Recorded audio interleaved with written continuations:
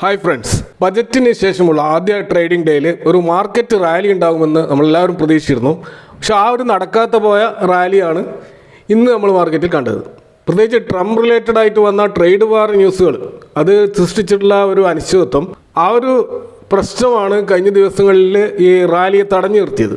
ഇന്ന് നിഫ്റ്റി ഉയർന്ന് 23,731 എന്ന ലെവലിൽ ക്ലോസ് ചെയ്യുകയുണ്ടായി. 378 പോയിന്റിൻ്റെ ഒരു വമ്പിച്ച റാലിയാണ്. അടുത്ത കാലത്ത് ഇത്തരം റാലികൾ വളരെ കുറവായിരുന്നു. ഇപ്പോൾ നിഫ്റ്റി ഏകദേശം 200 മൂവിംഗ് ആവറേജിനോട് അടുത്ത് വന്നുകൊണ്ടിരിക്കുകയാണ്. അപ്പോൾ പ്രധാനപ്പെട്ട ഒരു കടമ്പയെ ആ 200 മൂവിംഗ് ആവറേജ് ക്ലോസ് ചെയ്യുകയാണെങ്കിൽ നമുക്ക് തീർച്ചയായിട്ടും നിഫ്റ്റി പൂർണ്ണമായിട്ടും മാർക്കറ്റ് റിക്കവർ ചെയ്തു എന്ന് നമുക്ക് പറയാൻ പറ്റും. ഇന്ന് കണ്ട വളരെ ഇൻട്രസ്റ്റിംഗ് ആയിട്ടുള്ള ഒരു കാര്യം ഫോറിൻ ഇൻവെസ്റ്റേഴ്സിന്റെ ബൈങ് ആണ്. 23 സ്ട്രൈറ്റ് ട്രേഡിംഗ് സെഷനിൽ നിരന്തരം വിറ്റുകൊണ്ടിരുന്ന ഫോറിൻ ഇൻവെസ്റ്റേഴ്സ് ഇന്ന് നെറ്റ് ബയേഴ്സ് ആയതായിട്ട് നമുക്ക് കാണാൻ പറ്റും. ഏകദേശം 809 കോടിയുടെ ഒരു നെറ്റ് ബൈങ് ആണ് അവർ നടത്തിയിട്ടുള്ളത്. ഇവിടെ ഡൊമസ്റ്റിക് ഇൻവെസ്റ്റേഴ്സ് 430 കോടിയുടെ നെറ്റ് സെല്ലേഴ്സ് ആയിട്ട് മാറിയതായിട്ട് നമുക്ക് കാണാൻ പറ്റും. അപ്പോൾ ഇത് ഒരു പ്രധാനപ്പെട്ട ഒരു ചേഞ്ചാണ്. അപ്പോൾ ഇന്നത്തെ റാലിക്ക് കാരണമായത് പ്രധാനമായിട്ടും ഗ്ലോബൽ മാർക്കറ്റിലുണ്ടായ ചില പോസിറ്റീവ് സെൻറ്റിമെൻറ്റ്സ് ആണ്. നമുക്കറിയാം, ട്രംപ് കാനഡ, മെക്സിക്കോ രാജ്യങ്ങൾക്ക് ഏർപ്പെടുത്തിയിട്ടുള്ള ആ ഒരു അഡീഷണൽ താരിഫ് അത് താൽക്കാലികമായിട്ട് നിർത്തിവെക്കാൻ തീരുമാനിച്ചു. അതുകൊണ്ട് തന്നെ ട്രേഡ് വാറുമായി ബന്ധപ്പെട്ടുള്ള അത്തരം ആശങ്കകളൊക്കെ മൊത്തത്തിൽ ഇല്ലാതായിട്ടുണ്ട്. അതായത് ട്രംപിനെ ഒരു ഫോൺ കോൾ ചെയ്താൽ എല്ലാ പ്രശ്നങ്ങളും അവസാനിക്കുമെന്ന രീതിയിൽ ഈ വിഷയം മൊത്തം വളരെ ലൈറ്റായിട്ട് കാണാനാണ് ഇപ്പോൾ ഇൻവെസ്റ്റേഴ്സിന് താല്പര്യം എന്ന് തോന്നുന്നു. കാരണം ട്രംപിനെ സംബന്ധിച്ചിടത്തോളം അമേരിക്കയിലെ ഇലീഗൽ മൈഗ്രൻസിനെ അവിടെ നിന്ന് ഒഴിവാക്കണം, അതുകൂടാതെ അതിർത്തികൾ പൂർണ്ണമായിട്ട് സംരക്ഷിക്കപ്പെടണം. അതിനുവേണ്ടി അദ്ദേഹം നടത്തിയിട്ടുള്ള ചില ഗിമ്മിക്കുകൾ മാത്രമായിട്ടാണ് ഇതിനെ ഇപ്പോൾ കാണുന്നത്. ഇതുപോലെ മറ്റൊരു പ്രധാനപ്പെട്ട കാര്യം നമ്മുടെ ഇന്ത്യൻ മാർക്കറ്റിൽ സംഭവിച്ചത് HSBC India manufacturing purchase index ജനുവരി മാസം 57.7% ഒരു ഡാറ്റയാണ് കാണുക. ഇത് കഴിഞ്ഞ ഡിസംബറിൽ 56.4 ആയിരുന്നു. അപ്പോൾ അവിടെ ഇതൊരു എക്കണോമിക് ഇൻഡിക്കേറ്ററാണ്.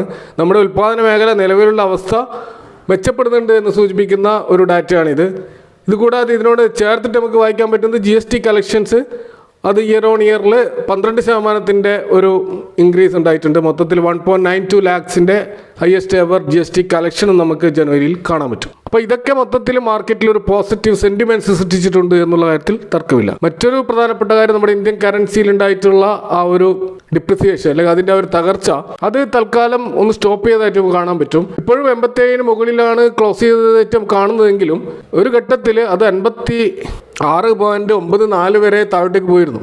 അപ്പോൾ അത് ഇനിയുള്ള ഗ്ലോബൽ ക്യൂസൊക്കെ ഒന്ന് സ്റ്റേബിൾ ആകുമ്പോൾ എല്ലാം നോർമലായി വരുമ്പോൾ തീർച്ചയായിട്ടും റുപ്പി അതിൻ്റെ ശക്തി കാണിക്കുമെന്ന് നമുക്ക് പ്രതീക്ഷിക്കാം. അത്രയൊരു പ്രതീക്ഷയും കൂടി ഇന്നത്തെ മാർക്കറ്റിനെ മുന്നോട്ടേക്ക് നയിച്ചിട്ടുണ്ട്. അപ്പോൾ ബ്രോഡ് മാർക്കറ്റ് ഇൻഡെക്സുകൾ നോക്കിക്കഴിഞ്ഞാൽ large cap, mid cap, small cap എന്ന വ്യത്യാസമില്ലാതെ എല്ലാ ഇൻഡെക്സുകളും ഒരേപോലെയുള്ള മുന്നേറ്റം നടത്തിയായിട്ട് കാണാം. സെക്ടോറൽ ഇൻഡെക്സുകൾ നോക്കിയാലും അവിടെ പ്രധാനമായിട്ട് ഈ റാലിയെ നയിച്ചിട്ടുള്ളത് ബാങ്കിങ് ആൻഡ് ഫൈനാൻഷ്യൽ സർവീസസ് സ്റ്റോക്കുകളാണ് എന്ന് നമുക്ക് തിരിച്ചറിയാൻ പറ്റും. ഇപ്പോൾ നിഫ്റ്റി 500 സ്റ്റോക്കുകളിൽ 349 സ്റ്റോക്കുകൾ അഡ്വാൻസ് ചെയ്തപ്പോൾ 151 സ്റ്റോക്കുകൾ മാത്രമാണ് ഡിക്ലൈൻ ചെയ്തത്. ഇതിൽ 11% മുകളിൽ റാലി നടന്ന 4 സ്റ്റോക്കുകളും കാണാൻ പറ്റും. അതിലൊന്ന് കല്യാൺ ജ്വല്ലേഴ്സ് ആണ്. നമുക്കറിയാം, കല്യാൺ ജ്വല്ലേഴ്സ് ഡൗൺ ട്രെൻഡിൽ പോയിക്കൊണ്ടിരുന്ന ഒരു സ്റ്റോക്കായിരുന്നു. മോത്തിലാൽ ഒസ്വാൾ എന്നുള്ള കമ്പനിയുമായിട്ടുള്ള ഇടപാടുകളുമായി ബന്ധപ്പെട്ടിട്ടുള്ള ചില ആരോപണങ്ങൾ അതൊക്കെ അപ്രസക്തമാകുന്ന വിധത്തിലുള്ള ഒരു റാലിയാണ് കല്യാൺ ജ്വല്ലേഴ്സിൽ നടന്നത്. അപ്പോൾ കല്യാൺ ജ്വല്ലേഴ്സിൽ റാലി നടന്നപ്പോൾ സ്വാഭാവികമായിട്ടും മോത്തിലാൽ ഫൈനാൻഷ്യൽ സർവീസസിലും ഒരു അപ്സൈഡ് മൂവ് നമുക്ക് കാണാൻ പറ്റി. ഇതുകൂടാതെ നുവാമ വെൽത്ത് മാനേജ്മെൻറ്റ് ലിമിറ്റഡ് സ്റ്റോക്കിലും 11% റാലി ഉണ്ട്. അതുപോലെ ഏജിസ് ലോജിസ്റ്റിക്സ് ലിമിറ്റഡിലും 11% റാലി നടന്നു. അതേപോലെ ടെക്നോ ഇലക്ട്രിക് എഞ്ചിനീയറിംഗ് കമ്പനിയിലും 11% മുകളിലുള്ള ഒരു റാലി നമുക്ക് നടന്നായിട്ട് കാണാൻ പറ്റും. പ്രധാനമായിട്ടും ഇന്ന് താഴോട്ടേക്ക് വന്ന സ്റ്റോക്കുകൾ FMCG സ്റ്റോക്കുകളാണ്. അത് നമുക്കറിയാം, ബജറ്റ് ഡേയിൽ നല്ല തോതിൽ മുന്നോട്ട് വന്നപ്പോൾ സ്വാഭാവികമായിട്ടും അതിൽ പ്രോഫിറ്റ് ബുക്കിംഗ് നടന്നിട്ടുണ്ട്. അതിൻ്റെ ഭാഗമായിട്ടുള്ള ഒരു കറക്ഷനാണ് അതിൽ നടന്നതെന്ന് നമുക്ക് മനസ്സിലാക്കാൻ പറ്റും. അപ്പോൾ ഇതുവരെ നല്ല Q3 റിസൾട്ടുകൾ പ്രസിദ്ധീകരിച്ച 12 സ്റ്റോക്കുകളെ കുറിച്ച് ഞാൻ 2 വീഡിയോകളായിട്ട് പറഞ്ഞിരുന്നു. അതുപോലെ കഴിഞ്ഞ ആഴ്ചകളിൽ നല്ല റിസൾട്ട് വന്ന 9 സ്റ്റോക്കുകളെ കുറിച്ചാണ് ഈ വീഡിയോയിൽ വിശദമായിട്ട് പറയുന്നത്. ആർഫറയിലേക്ക് എല്ലാവർക്കും ഒരിക്കൽ കൂടി സ്വാഗതം. അപ്പോൾ നല്ല റിസൾട്ടുകൾ വന്ന വേറെയും സ്റ്റോക്കുകൾ ഉണ്ടെങ്കിലും ഇവിടെ പറയുന്ന ഈ 9 സ്റ്റോക്കുകളിൽ ഡൊമസ്റ്റിക് ഇൻവെസ്റ്റേഴ്സിൻ്റെ ഒരു ഹോൾഡിംഗ് ഇൻക്രീസും കൂടി കാണുന്നതുകൊണ്ട് അത്തരത്തിലുള്ള 9 സ്റ്റോക്കുകളെയാണ് ഇവിടെ പറയുന്നത്. ഇവിടെ ഒന്നാമത്തെ സ്റ്റോക്ക് എയറോസ്പേസ് ഡിഫൻസ് സെഗ്മെൻറ്റിലെ ഇലക്ട്രോണിക് കമ്പോണൻസ് നിർമ്മിക്കുന്ന ഭാരത് ഇലക്ട്രോണിക്സ് ലിമിറ്റഡ് എന്ന സ്റ്റോക്കാണ്, അഥവാ BEL എന്ന് പറയുന്ന സ്റ്റോക്കാണ്. ഇയർ ഓൺ ഇയറിൽ 38%, ഇയർ ഓൺ ഇയർ പ്രോഫിറ്റിൽ 52% വർധനവ് ഈ സ്റ്റോക്കിൽ കാണാം. ക്വാർട്ടർ ഓൺ ക്വാർട്ടറിൽ 20%, ക്വാർട്ടർ ഓൺ ക്വാർട്ടർ സെയിൽസിൽ 25% വർധനവും നമുക്ക് കാണാൻ പറ്റും. സ്റ്റോക്കിൻ്റെ PE ഇപ്പോൾ 41 ആണ്. ഇൻഡസ്ട്രി പി 61, അതുപോലെ മീഡിയൻ പി 30. ഇപ്പോൾ ഒരു ഫെയർലി വാല്യൂഡ് ആയിട്ടുള്ള ഒരു പൊസിഷനിലാണ് നമുക്ക് ഈ സ്റ്റോക്ക് ഇപ്പോൾ കാണാൻ കഴിയുന്നത്. ഈ സ്റ്റോക്കിൽ 0.72% ഡൊമസ്റ്റിക് ഇൻവെസ്റ്റേഴ്സിൻ്റെ ഒരു ഹോൾഡിംഗ് കഴിഞ്ഞ ഡിസംബർ ക്വാർട്ടറിൽ വർദ്ധിച്ചതായിട്ട് നമുക്ക് കാണാൻ പറ്റും. അടുത്തൊരു സ്റ്റോക്ക് നല്ല റിസൾട്ട് വന്നിട്ടുള്ളത് ഇലക്ട്രിക് എക്യുപ്മെൻറ്റ് വിഭാഗത്തിലുള്ള റിന്യൂവബിൾ സെഗ്മെൻറ്റിലുള്ള പ്രീമിയർ എനർജി എന്ന ഒരു സ്റ്റോക്കിലാണ്. ഇയർ ഓൺ ഇയറിൽ 140% വമ്പിച്ച ഒരു സെയിൽസ് ഗ്രോത്താണ്. പ്രോഫിറ്റിലാണെങ്കിൽ 491% ഒരു പ്രോഫിറ്റ് ഗ്രോത്താണ്. ക്വാർട്ടർ ഓൺ ക്വാർട്ടറിൽ 23%, ക്വാർട്ടർ ഓൺ ക്വാർട്ടർ സെയിൽസിൽ 12% ഒരു ജമ്പ് നമുക്ക് കാണാൻ പറ്റും. ഇതിൻ്റെ ഹൈയിൽ നിന്ന് ഇപ്പോൾ 26% കറക്റ്റ് ചെയ്ത ഈ സ്റ്റോക്ക്. ഇതിൻ്റെ PE വളരെ ഹൈ ആണ്. മീഡിയൻ PE കഴിഞ്ഞ ഒരു വർഷത്തെ, പ്രത്യേകിച്ച് ഇത് കഴിഞ്ഞ ഒരു വർഷം മുമ്പ് ലിസ്റ്റ് ചെയ്തൊരു സ്റ്റോക്കാണ്. 126 അതിൻ്റെ മീഡിയൻ PE. ഇപ്പോൾ സ്റ്റോക്കിൻ്റെ PE 199. അപ്പോൾ PE ഒരിക്കലും താഴോട്ടേക്ക് വന്നിട്ടില്ല. ഇൻഡസ്ട്രി PE ആണെങ്കിൽ 51 മാത്രമേ ഉള്ളൂ. അപ്പോൾ നമ്മൾ ഈ സ്റ്റോക്ക് തീർച്ചയായിട്ടും അതിൻ്റെ ആ ഒരു ഇൻഡസ്ട്രി PEയോട് അടുത്ത് വരുമ്പോൾ മാത്രമേ ഒരു കംഫർട്ടബിൾ ആയിട്ടുള്ള PE എന്ന് പറയാൻ പറ്റുള്ളൂ. ഇപ്പോൾ ഉള്ളത് തികച്ചും ഓവർ വാല്യൂഡ് ആയിട്ടുള്ള ഒരു പൊസിഷനാണ്. കൂടാതെ ഇപ്പോൾ അമേരിക്കയിൽ ഈ റിന്യൂവബിൾ എനർജി സെഗ്മെൻറ്റിൽ ഒരു പുറകോട്ട് പോക്ക് കാരണം ഇതൊരു എക്സ്പോർട്ട് മേഖലയിലുള്ള സ്റ്റോക്ക് കൂടിയായതുകൊണ്ട് അതിൽ ചില കറക്ഷൻസ് ഉണ്ടായതായിട്ട് നമുക്ക് കാണാൻ പറ്റും. ഇതിൽ ഡൊമസ്റ്റിക് ഇൻവെസ്റ്റേഴ്സിൻ്റെ ഹോൾഡിംഗ് 1% വർദ്ധിച്ചതായിട്ട് നമുക്ക് ഈ സ്റ്റോക്കിൽ കാണാൻ പറ്റും. ഇതൊരു തീർച്ചയായിട്ടും നല്ലൊരു സ്റ്റോക്കാണ്. വാച്ച് ലിസ്റ്റിൽ ആഡ് ചെയ്യാവുന്നതാണ്. നമുക്ക് കംഫർട്ടബിൾ ആയിട്ടുള്ള ഒരു ബൈങ് ലെവൽ എത്തുമ്പോൾ മാത്രം എൻ്റർ ചെയ്യേണ്ട ഒരു സ്റ്റോക്കാണ് പ്രീമിയർ എനർജി. അടുത്തത് നല്ല റിസൾട്ട് വന്ന ഒരു സ്റ്റോക്ക് സ്റ്റീൽ പ്രൊഡക്ട്സ് മാനുഫാക്ചറിങ് രംഗത്തുള്ള APL അപ്പോളോ ട്യൂബ്സ് ആണ്. ഇയർ ഓൺ ഇയറിൽ 30% ഒരു സെയിൽസ് വർധനമാണ്. അതുപോലെ ഇയർ ഓൺ ഇയർ പ്രോഫിറ്റിൽ 31% വർധനവും കാണാം.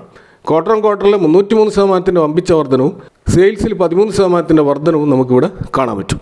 സ്റ്റോക്കിൻ്റെ PE 62%, ഇൻഡസ്ട്രി PE 17%. അതുപോലെ ഇതിൻ്റെ ഒരു 3 ഇയേഴ്സിൻ്റെ ഒരു medium PE 54. Slightly over valued ആയിട്ടുള്ള പൊസിഷനിലാണ് ഈ സ്റ്റോക്കുള്ളത്. പക്ഷേ അതിൻ്റെ 52 വീക്ക് ഹൈയിൽ നിന്നും 16% ഈ സ്റ്റോക്ക് ഇപ്പോൾ താഴത്തേക്ക് വന്നിട്ടുണ്ട്. ഈ സ്റ്റോക്കിലും ഡൊമസ്റ്റിക് ഇൻവെസ്റ്റേഴ്സ് 0.62% അവരുടെ ഹോൾഡിംഗ് വർദ്ധിപ്പിച്ചതായിട്ട് കാണാം.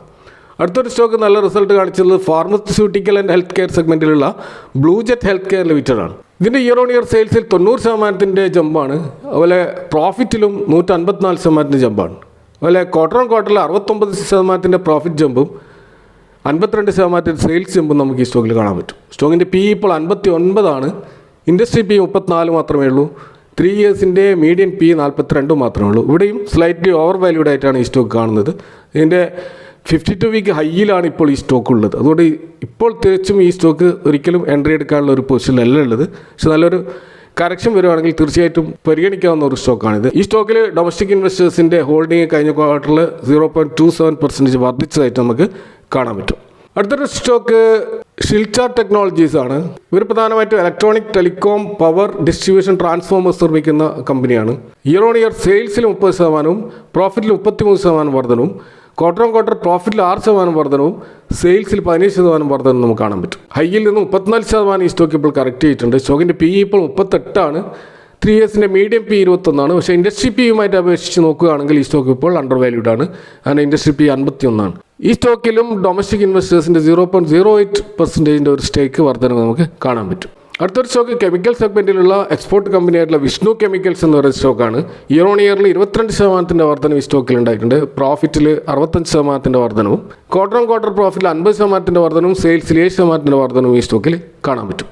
ഹൈയിൽ നിന്ന് 23% കറക്റ്റ് ചെയ്ത ഈ സ്റ്റോക്കിൽ ഇപ്പോഴത്തെ PE കാണിക്കുന്നത് 25. Industry PE 30. അതിൽ താഴെയാണ് സ്റ്റോക്കിൻ്റെ PE. അതുപോലെ മീഡിയം PE 17 കാണാം. അപ്പോൾ ഇൻഡസ്ട്രി PE വെച്ച് ഈ സ്റ്റോക്ക് അണ്ടർ വാല്യൂഡ് ആണ്. ഇതിൻ്റെ ഡൊമസ്റ്റിക് ഇൻവെസ്റ്റേഴ്സിൻ്റെ ഹോൾഡിംഗ് 0.46% വർദ്ധിച്ചതായിട്ട് നമുക്ക് കാണാൻ പറ്റും. അടുത്തൊരു stock Mangalore chemicals and fertilizers limited ആണ്. MCF എന്ന് പറയുന്ന ഈ കമ്പനി ഒരു ഫെർട്ടിലൈസർ കമ്പനിയാണ്. ഇയർ ഓൺ ഇയർ സെയിൽസിൽ 51% വർധനവും, ഇയർ ഓൺ ഇയർ പ്രോഫിറ്റിൽ 74% വർധനവും ഈ സ്റ്റോക്കിൽ ഉണ്ടായിട്ടുണ്ട്. ക്വാർട്ടർ ഓൺ ക്വാർട്ടർ പ്രോഫിറ്റിൽ 118% ജമ്പും, ക്വാർട്ടർ ഓൺ ക്വാർട്ടർ സെയിൽസിൽ 24% ജമ്പും ഈ സ്റ്റോക്കിൽ കാണാം. ഇതിൻ്റെ ഹൈയിൽ നിന്നും 9% മാത്രമാണ് ഈ സ്റ്റോക്ക് കറക്റ്റ് ചെയ്തിട്ടുള്ളത്. ഇപ്പോൾ ഇതിൻ്റെ PE 14.9. Industry PE 15. 3 ഇയേഴ്സിൻ്റെ മീഡിയം PE 10.5. വളരെയധികം അണ്ടർ വാല്യൂഡ് ആയിട്ടുള്ള ഒരു സ്റ്റോക്കാണ് ഇത് നമുക്ക് മനസ്സിലാക്കാൻ കഴിയും. ഈ സ്റ്റോക്കിലും ഡൊമസ്റ്റിക് ഇൻവെസ്റ്റേഴ്സിൻ്റെ ഹോൾഡിംഗ് 0.11% വർദ്ധിപ്പിച്ചതായിട്ട് നമുക്ക് കാണാൻ പറ്റും. അടുത്തൊരു സ്റ്റോക്ക് PNGS ഗാർഗി എന്ന് പറയുന്ന ഫാഷൻ ആൻഡ് ജ്വല്ലറി മേഖലയിലുള്ള സ്റ്റോക്കാണ്. ഇതിൻ്റെ ഇയർ ഓൺ ഇയർ സെയിൽസിൽ 104% വർധനമാണ് കാണുന്നത്. അതുപോലെ പ്രോഫിറ്റിൽ 190% വർധനവും, അതുപോലെ ക്വാർട്ടർ ഓൺ ക്വാർട്ടറിൽ 79% വർധനവും, ക്വാർട്ടർ ഓൺ ക്വാർട്ടർ സെയിൽസിൽ 58% വർധനവും ഈ സ്റ്റോക്കിൽ കാണാം. ഇതിൻ്റെ ഹൈയിൽ നിന്ന് 7% മാത്രമാണ് ഈ സ്റ്റോക്ക് കറക്റ്റ് ചെയ്തിട്ടുള്ളത്. ഇതിൻ്റെ PE 53 എന്നുള്ള ലെവലിലാണ് കാണാൻ കഴിയുക. Industry PE 40.